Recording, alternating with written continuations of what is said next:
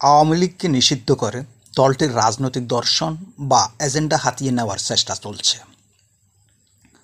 সরকারের ইচ্ছায় তথ্য উপদেষ্টা মাহফুজ আলম মিশনটি চালাচ্ছেন।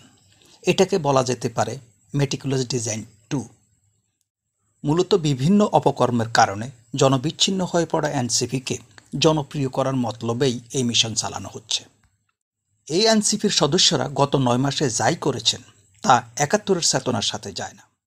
তারা এবং তাদেরই তৌহিদি জনতা মুক্তিযুদ্ধের স্মৃতিচিহ্নগুলো ভেঙেছে, ৩২ নম্বর গুড়িয়ে দিয়েছে, সংখ্যালঘুদের উপর নির্যাতন ও তাদের বাড়িঘর ধর্মীয় স্থাপনাগুলোতে হামলা চালিয়েছে, মবের রাজত্ব কায়েম করেছে। তারা মূলত পাকিস্তানের দোসর, জামায়াতে ইসলামী সহ মুক্তিযুদ্ধের বিরোধী অন্যান্য শক্তি। যে ডিজাইনের কথা বললাম এটা ডক্টর ইউনূস তৈরি করেছেন, মাহফুজ আলমের মাধ্যমে বাস্তবায়ন করছেন। গতকাল মাহফুজ আলম ৭১-এর যুদ্ধাপরাধীদের ব্যাপারে তার ফেসবুকে পোস্ট দিয়েছেন।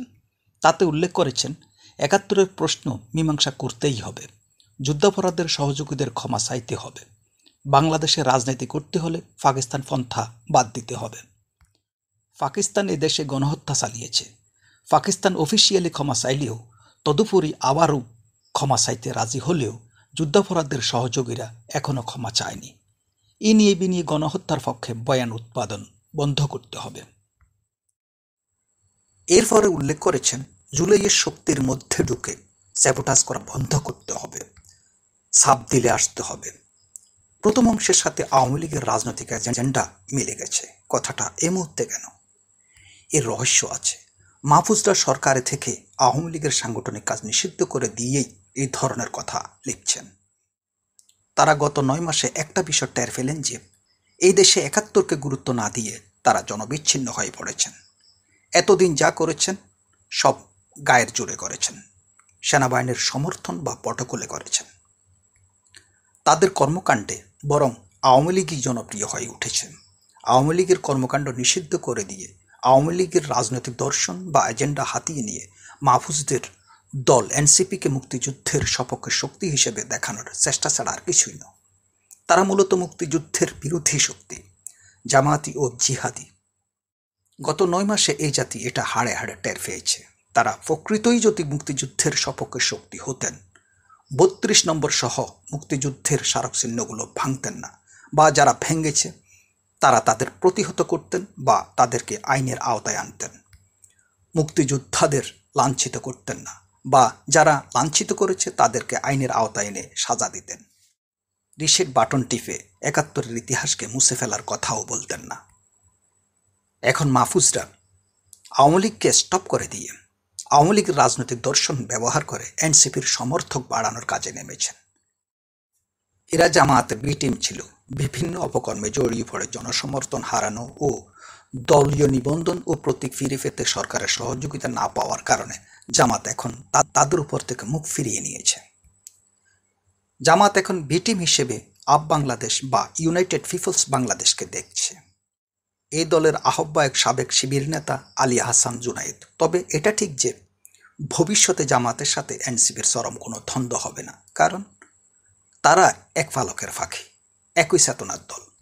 শাহবাগে এনসিপির আহ্বানে আওয়ামী লীগ নিষিদ্ধের দাবিতে আসা জামাত শিবিরের গোলাম আজমের বাংলায় আওয়ামী লীগের ঠাঁই নাই, নিজামীর বাংলায় আওয়ামী লীগের ঠাঁই নাই, এই জাতীয় স্লোগান দেওয়া ও কিছু লোককে জাতীয় সঙ্গীত গাইতে বাধা দেওয়ায় জাতি বুঝে গেল কারা আওয়ামী লীগকে নিষিদ্ধ করতে চায়। এটার কারণে সরকার ও কিংস পার্টি এনসিপি আরও জননিন্দিত হওয়ায় মাহফুজরা মুক্তিযুদ্ধের আবেগকে পুঁজি করে রাজনীতি করার মতলব আঁটেন।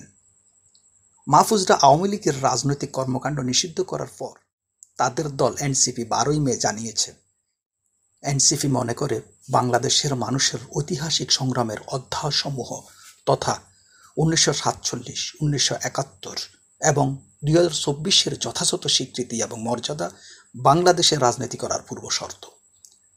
যারা ১৯৭১ সালে এই জনপদের মানুষের জনযুদ্ধের বিরুদ্ধে অবস্থান গ্রহণ করেছিল এবং যাদের বিরুদ্ধে গণহত্যায় সহযোগিতার অভিযোগ রয়েছে, আমরা চাই তারা নিজেদের সুস্পষ্ট রাজনৈতিক অবস্থান জাতির সামনে ব্যাখ্যা করে জাতীয় সমঝোতা ও ঐক্যকে সুদৃঢ় করবে এবং ২৪-এর অভ্যুত্থানের জন আকাঙ্ক্ষাকে বাস্তবায়নে সহযোগী হবে।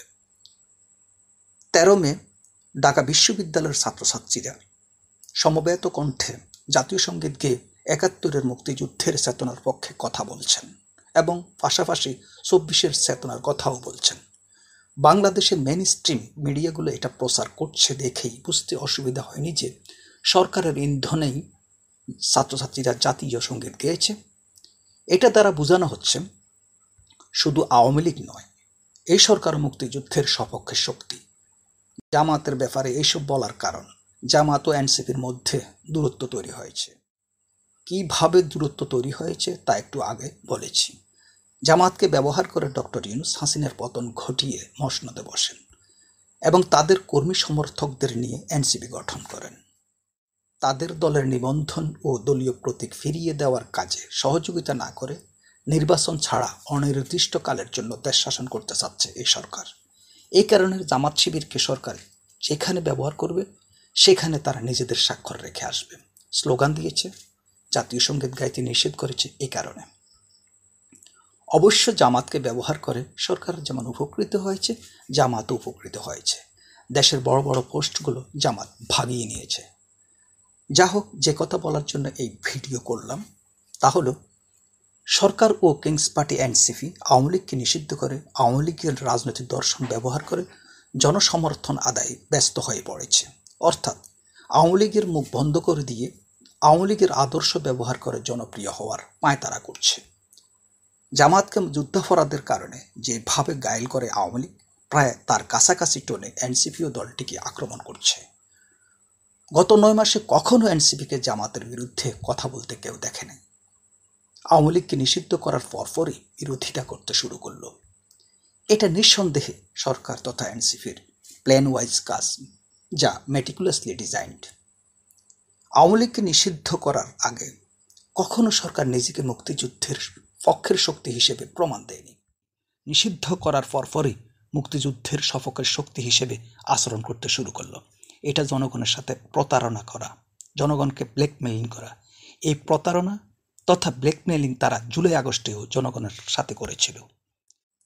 মাথায় পতাকা বেঁধে জাতীয় সঙ্গীতকে মুজিবের বাংলায় বৈষম্যের ঠাঁই নাই ইত্যাদি স্লোগান দিয়ে জনগণকে ভাগে নিয়ে হাসিনার পতন ঘটিয়ে এতদিন দেশ ও ইতিহাস বিরোধী সব কাজই করেছিল।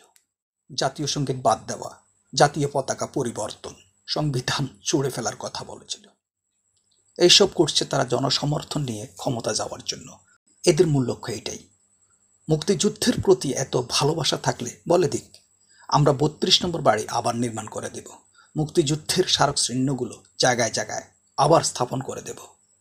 করবে না, এ চেতনা তাদের নেই। সাহিত্য, সংস্কৃতি, ইতিহাস, ঐতিহ্য, দর্শন, শিক্ষা বিষয়ক এ ধরনের আরও ভিডিও পেতে হলে চ্যানেলটি সাবস্ক্রাইব করুন, লাইক, কমেন্ট, শেয়ার করে পাশে থাকুন। সবাইকে ধন্যবাদ।